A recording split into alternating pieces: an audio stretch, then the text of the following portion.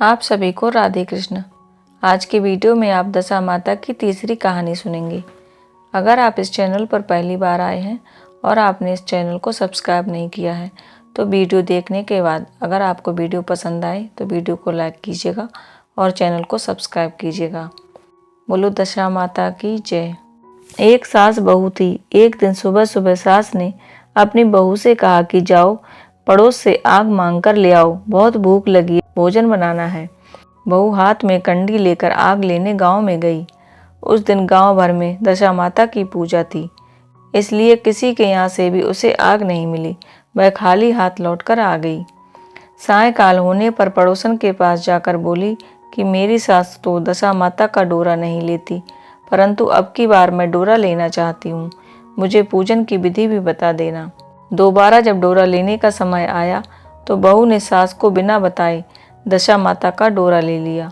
9 दिन तक वह किसी न किसी बहाने पड़ोसन के घर जाकर दशा माता की कथा सुनती रही। 10वें दिन उसे चिंता सताने लगी कि अब मैं पूजा कैसे करूंगी। वह मन ही मन दशा माता का ध्यान करके सोचने लगी कि आज सास कहीं बाहर चली जाए तो मैं शांति पूर्वक पूजा कर लूं।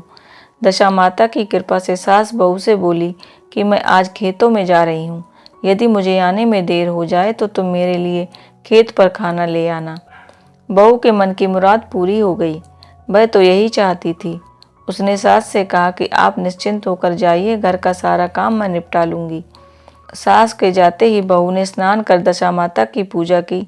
इसके बाद वह पूजा की सामग्री मिट्टी के गोले में रखकर उसे सिलाने के लिए ले जाने लगी कि उसकी सास खेतों से वापस आ गई। सास को देखकर बहू ने जल्दी से उस गोले को मटकी में छिपा दिया। उसने सोचा कि सही समय आने पर गोले को दही से निकालकर विसर्जित कर दूंगी। सास ने आते ही बहू से कहा कि तुम मुझे खाना देने खेत पर क्यों नहीं आई, अभी तक क्या कर रही थी। बहू ने कहा कि आज मैंने सर के बाल धोए थे, उनको सुखाने में देर लग गई, इस कारण भोजन बनाने में देर हो गई। मैं थाली लगाती हूँ, आप भोजन करिए। सास का गुस्सा कुछ ठंडा हुआ। वह पैर धोकर चौक में बैठी कि उसका बेटा भी आ गया। वह भी माता के साथ भोजन करने बैठ गया। सास भोजन करके उठना चाहती थी कि उसका बेटा बोला, मुझे तो दही चाहिए। सास ने बहू से दही देने के लिए कहा। बहू बोली, मैं तो रसोई में हूँ, आप ही इन्हें दही दे दें। सास हाथ धोकर दही देने लगी, परंतु जैसे ही उसने छाछ की मटकी उठाई तो उसमें कुछ कड़कड़ाने की आवाज़ आई। उसने हाथ डालकर देखा तो उसे एक बड़ा सोने का गोला मिला। सास ने आश्चर्य से बहू से पूछा कि इस छाछ की मटकी में यह सोने का गोल कहाँ से आया, इसे तुम कहाँ से चुरा कर लाई हो, यहाँ क्यों छुपा कर रखा है। मैं समझ गई कि इसी वजह से तुम छाछ देने नहीं उठी, इसका भेद बताओ। बहू बोली, मुझे कुछ नहीं पता, मेरी दशा माता जाने।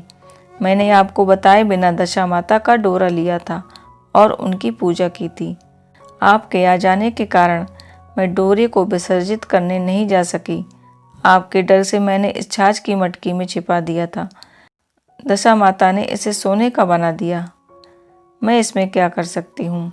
सास ने बहू को गले लगा लिया और कहा, अब मैं भी तुम्हारे साथ डोरा लूँगी और विधि पूर्वक व्रत और पूजा किया करूँगी।